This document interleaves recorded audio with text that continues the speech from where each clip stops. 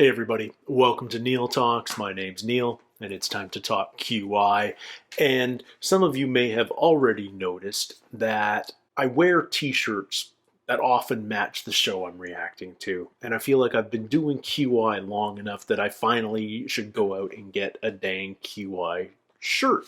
But what one to get, I don't know. But somebody was kind enough recently to put a link to this beauty shortly after I reacted to that particular episode. I'm thrilled with it. I feel in a very, very QI mood right now, so I'm really eager to jump into this next viewer recommendation. This is from Series K. It's episode 4. It's called Knits and Knots, which doesn't sound like a K episode until you see it written down. And other than that, I've got no clue, which is just the way I like it. So let's jump right into it, guys. Knits and Knots. Tonight, the K is silent, as in knits, knots, knackers, and knobs. Let's meet a nitwit Sue Perkins. Oh, I haven't had a Sue episode in a while. She's great. Not a lot, Ross Lobel. Sweet. Hello, Ross. Slightly knackered David Mitchell. Awesome. Great cast today. And a complete, say no more, Alan Davies. All the K's are quiet, and so are their noises. Sue goes, shh.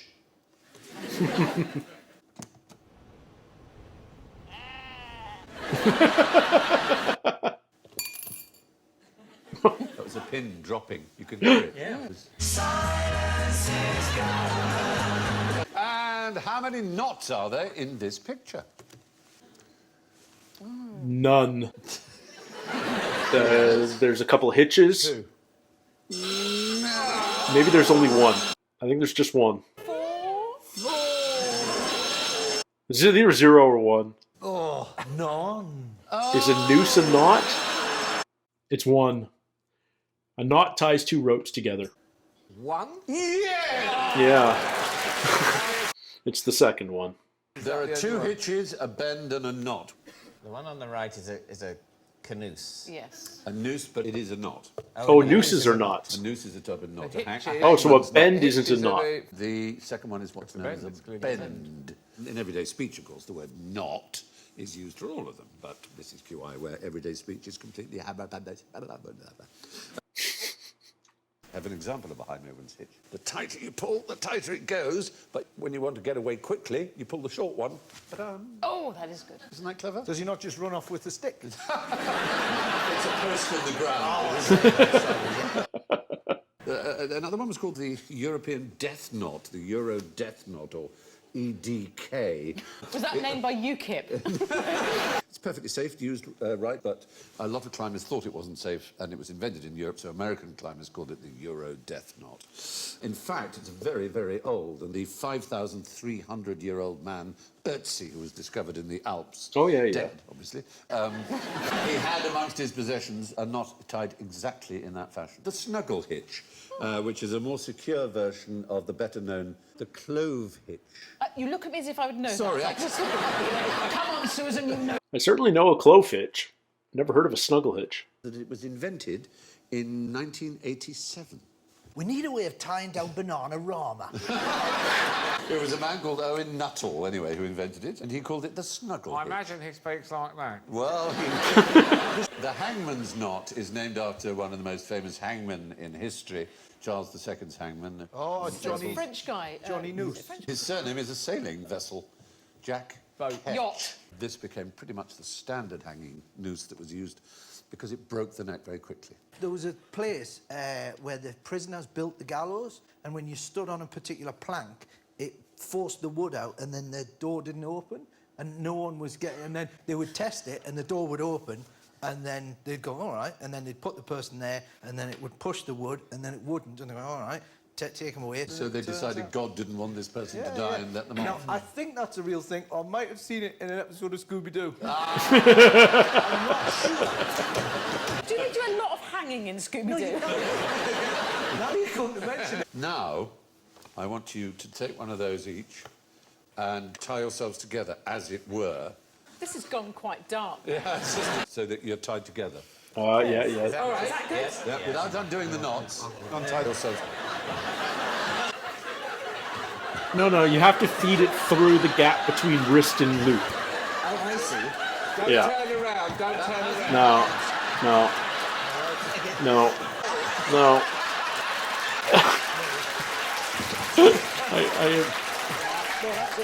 They're trying to separate two rings at this point.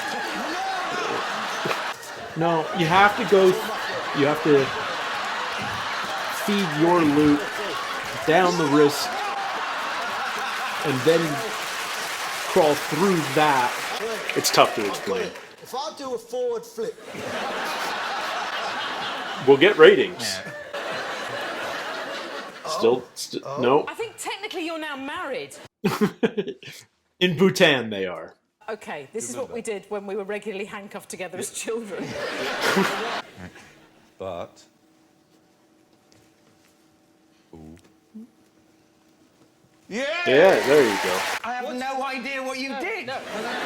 What? And you go over your hand. No way. You are free. No, you're not. Nope, she did it backwards. Now they're doubly is crossed. this your what?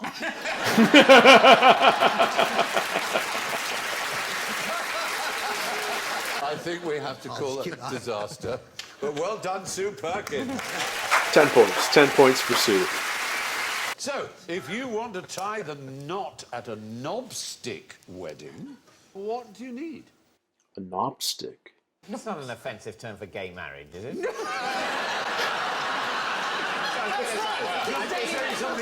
I'd be very surprised and disappointed to hear that on this show. It is now.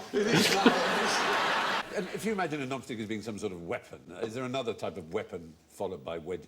Shotgun. Shotgun Exactly, wedding. pretty Oh, similar okay. to it. You just wave your knobstick around and someone goes, all right, I'll marry you. Sorry, I was about to go, that's what I did to my wife. No. No, she might be watching. The police might be watching. In smaller villages where they knew who the father was, they would force the marriage by threatening them with a knobstick. The parties forced into the blessed state are William Saxton, a slender-witted man, aged 24, Slender-witted. Look at me when you said that. and Lydia Brooks, some 15 years older, who has a wooden leg. Oh no.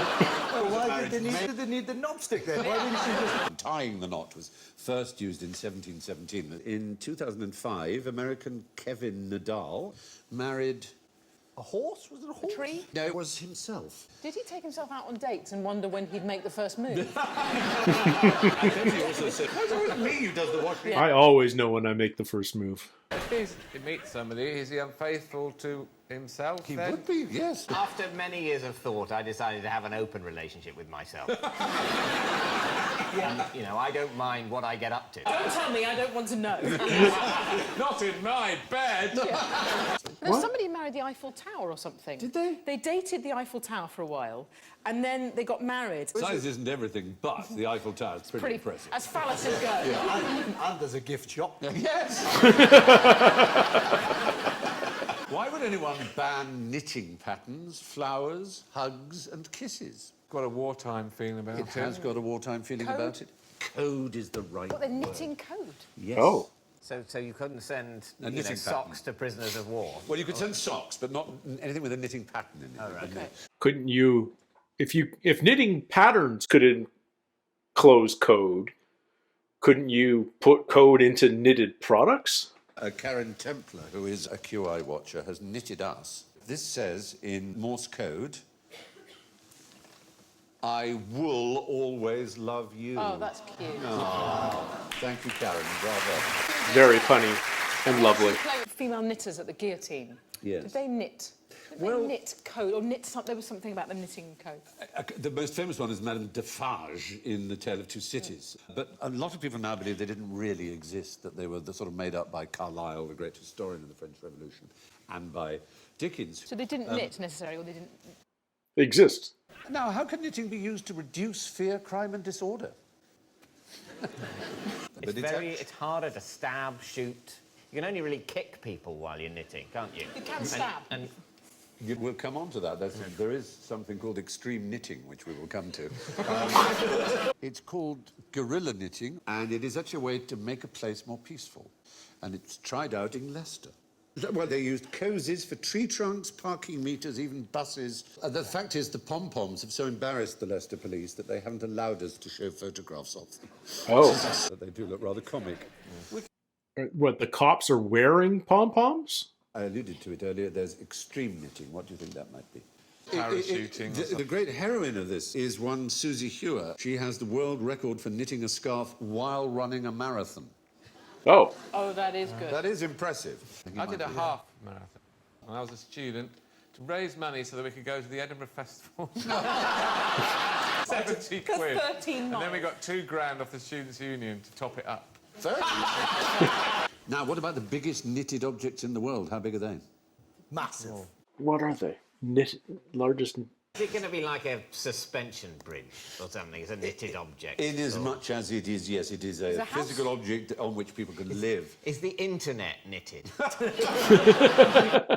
It's a series of man-made knitted islands on the Peruvian side of Oh. Lake Titicaca. I've And actually there are been on those. 45 of them. There are buildings and houses, people live on them. And they get so used to this rather springy surface that if they then go on land, they can't walk. I would say those are woven. I wouldn't necessarily they were knitted, but okay. Give me a statistic about Lake Titicaca. It's the highest The, navigable lake in the biggest world. innuendo place. Is it very, very high? It's the highest navigable lake in the world. That's Yeah. right. Navigable means you can go in one end and out the other. Well, yes, yeah, you can get ships on it. Ships There go are on many it. ships on it, exactly. Now, for a new round, what Katie did. Here are 5 creatures and 5 names. I want you to match the creature to the name. Oh, right. Sheila. No, they're called Katie The Dids. dragon head, it's got to What be might top be called left. Katie did. But they're called Katie Dids because apparently the sound is Katie did, Katie didn't. I don't know. Well, there you can see. okay. But they're strange creatures. Yeah, it could be the And spike-headed, the most too. impressive, in some ways, is the small hooded. It wasn't discovered till 2010. It lived for millennia, and it's not even rare. It's because its camouflage is so astonishing. People just don't see It's it. the longest game of hide and seek. Yes, it is. Terrifying thing, actually, suddenly to really, you know, that things that we've been looking at for ages turn out to be animals. You're looking at 4 trees and suddenly you realise, oh no, they're legs. There's another Katie did, which does a really extraordinary thing. It's a record in the animal kingdom, as far as we know. It's the male tuberous bush cricket. It has the largest testicles for their weight of any animal. That's 14% of their body mass. This bulging packet of spermatozoic jelly, there's too much of it. It bulges out, and the female reaches back and eats it for lunch. Yes, so it's a romantic dinner for one. So it's a double. Where's the penis? Is the penis massive? I don't think the penis is as massive as Just the a little testes. thing like that and then 2 like Yeah, it's very... Quite a powerful squirt, you'd have thought. It could be a mile away. Yeah. Well, there you are. There's your Katie did. There's the ninja slug. Well, this is a real thing. A ninja Is it? Ninja slug. Or was it on And Scooby-Doo? when it's doing the loving, and then instead of getting involved, it comes up and then it fires like all the necessaries towards the lady slug, and she whoof, sort of. But she leans backward to catch it. I don't think she's got hands. They're but slugs. How does a slug lean back? It's like the meat and 2 veg detach. Yeah, takes it And off. takes it off and fires it at Takes it off, and it. Again, I'm not sure where I found this out. Scooby-Doo. Moving on from the enormous knackers of the Katie did. What can you tell me about the royal knackers? Is it where They've got a royal knacker's yard? horses are killed? Yeah. The royal not knacker's yard? Yes, they don't any longer have a royal knackers yard, but they used to. Is that where knackered comes from? I'm dead tired, and that's the verb for killing a horse? And the royal knacker was one John Atchela, who had the royal warrant from Queen Victoria. Huge copper vats filled with horses being rendered down. Turned into glue. Well, knacker in cords and tops with a bit of butcher's apron, just as big as a bishop's, merely to distinguish his profession, poleaxe in hand, descends from his vehicle. Well, that's pageantry. That's That's what I want to see televised. The slaughtering of the royal horse. Explain what bit of the horse was bubbling up to the top now. Is it a bollock? Is it an eye? Yes. But they don't know now, these new presenters. Selected bones were sent to knife manufacturers for the handles. Oh, there you are, look. See, horse meat for sale, this store only. Well, I won't The have horse looks a bit worried. Stick with the beef. I fed horse meat to a lion once. Did you? In Namibia, Yeah. doing a documentary about this place where they rehabilitate big cats. Well, they had 3 lions semi-tame, and they fed them horse meat. They'd lift a bit of the fence, and you'd shove this metal bowl underneath, and the lion would come over and put its tongue in. And the lion's got these barbs on the tongue. Take the skin off. And they Just look on at the you strength through the of bar. Still got the hair on the side. You know. Quite a flimsy fence. We're lucky still to have you. Yeah. If anyone from Leeds tells you to eat kicker, what should you do? Kicker. Run away, because that's kicker there. Is it horse? It is actually just plain horse. Oh, yes, okay. it's horse. And Yorkshire was the last place, really, to eat horse on a major scale in Britain. That dark brown horse has the hair of Tina Turner. Not as sexy as the previous one that Stevens checked out, but In the 19th century, rural Yorkshire folk who moved to the city were known as kicker eaters. I've eaten horse. Well, most of us have, apparently, without knowing it. Yes. But isn't it odd how we rebel at the idea of things that we're not used to? And we're perfectly happy scull it back and go, that's all right, I'm eating a cow's milk. But someone more says, so- eat a horse's milk, you go, yeah. Even more so than that, when my sister-in-law expressed some breast milk and kept it in the fridge, Ah. and her brother came in and drank it. Everyone feel a bit unwell. Clearly, it's designed for human consumption. Much more than cow or horse milk is. I'll tell you what, it makes a lovely rice pudding. I had some of that breast milk ice cream. Did you? Yeah, I was on a television programme and they brought it round as a gimmick. I didn't seek it out. No. And it tasted completely like normal ice cream. I thought you were going to say completely like tits. Then. It tasted very, very strongly of Very tits. breasty. It tasted very much like dog or horse milk, in fact. Describe the world's oldest mattress. it's Very, stone. very old. 39,000 years old, we think. It's in a cave. KwaZulu-Natal, in a Okay. cave, Yeah. and it's made of rushes and reeds. What was it, a king, a super king? I think probably wider. Californian double king, probably. Oh. I think I've stayed at that hotel. We have 2 major areas of hair, don't we? We have our little top knot, and we have our little lower down area of hair. Both Also of the which- armpits. Don't forget the armpits. There's the head louse, and there's the pubic louse. Which is actually on no, the no. decline. The crab, is it? Yes, it is. Not so many pubes about these days, are there? Well, because the Brazilians, you think? No, that's exactly what. I'm not sure how I know this, but it's true. Scooby-Doo again. Probably, yeah.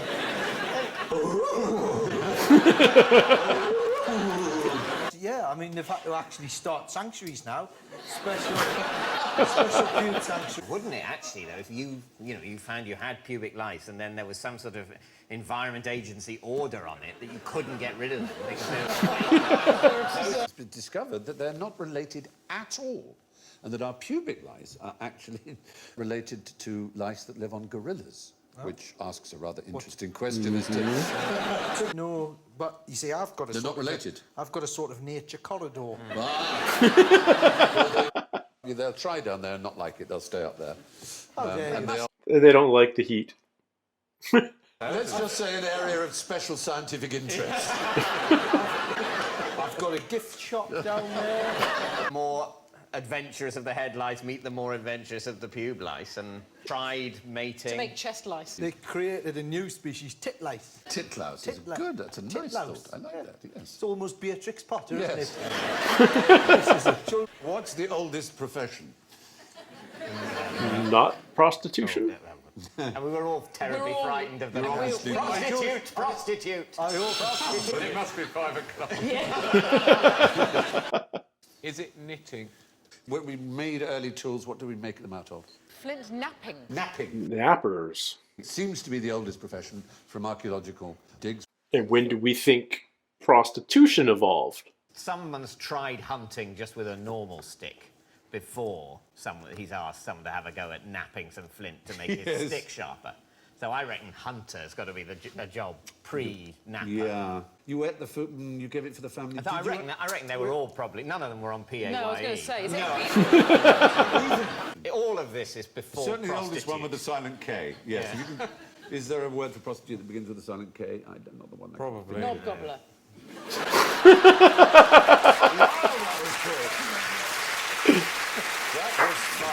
Now, what should you watch out for when handling these? Ooh, Roses, rose stem. Thorny bit. Those aren't thorns. Thorn bushes have roses. Is that it? Is it the truth? Roses, they're called... Prickles. Prickles. Well done. Really? Thorns are modified branches or stems, and prickles are part of the plant's skin, which is what those are. That'd be great, wouldn't it? If you went to a Bon Jovi gig and every rose has a whoop, whoop, whoop. We've got to invite him on the show, I think. Is there a thorn in this picture? Is there a thorn in that picture? Is there a thorn on a crown? Rose. No. Alan, you were the only person on the programme where we covered this. There is no such thing as ye olde Rosencrown. It's the old Rosencrown. And the Y is a thorn. Thorn. The letter is the thorn. So the Y is called... A thorn. But it's not a y, it's a th. So you no longer have to say ye olde tea shop. It's the oldie tea shop. What if you open a new one? Just called it the new. Then it's ye new rose and crown. I've got a bottle here of alcohol. But this is not drinking alcohol. I'm just going to... That was fun Ethel? at the start of tonight. I'm going to make a cloud. Alan, I'm going to ask you to pump me, would you? Every Monday. 4, Okay, we're definitely pressurizing that bottle. Is it going to explode? 9, 10. That'll do. Is it going to blow up? There we Is it go. going to And explode? Oh. It's not sticking around once it leaves the bottle.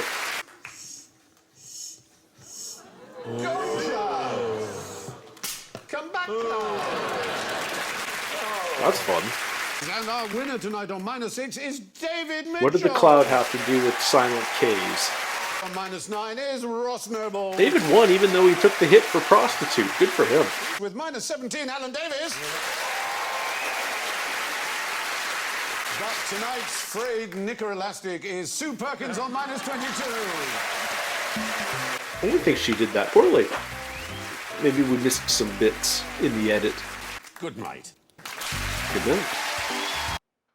That was just a really entertaining episode. Great cast. It's been a while since I've seen Sue on an episode, and she's always fun. I'm quite a fan. Ross is great. David Mitchell, you all know how I feel about my spirit animal. So, yeah, great cast. It's amazing what you see on old episodes of Scooby-Doo, let me tell you. I learned about the ninja slug, and I forget which type of Katie did, but 14% of body weight is gonad, so dang. But I thought, now that I say it out loud, isn't like a third of a sea urchin its gonads? Is there a anatomical difference between gonad and testicle? I feel like I would have made a complete mess of when we were still in the knots section at the top of the episode, and we had each of our panelists put on the knotted rope between their wrists and try and escape from the link with their partner. I feel like I would have made a mess of that because I knew it had something to do with putting a loop through the gap between wrist and loop. But then I feel like I would have tried putting that threaded loop over my head and like try and squeeze through it or something. Like I feel like I would have just ended up tying myself up in knots. But kudos to Sue for figuring that out. Yeah. Just a fun episode, wasn't it, guys? Thank you to those of you who recommended it to me. As always, I look for more recommendations. I've said this before, I'll mention it again because a lot of you are asking me to check out episodes from the latest series, Series T. They don't seem to be on YouTube, and I'm having a hard time finding reliable links to these episodes. So until I find them, I'm afraid I have to put those reactions on hold. So I'm working my way through the older back catalog, but I will get to them when I find reliable links. So if any of you happen to know where I can find said videos that isn't YouTube, let me know and I'll check it out. But yeah, there's plenty of QI to go around. So until that happens, I'm not at a loss. In any case, thank you guys so much for hanging out with me a little bit today here on Neil Talks. Don't forget to leave your comments. Don't forget to do the fun algorithm things that let YouTube know you're enjoying your time here. And until next week, everybody, take care, stay healthy. We'll see you soon. Cheers.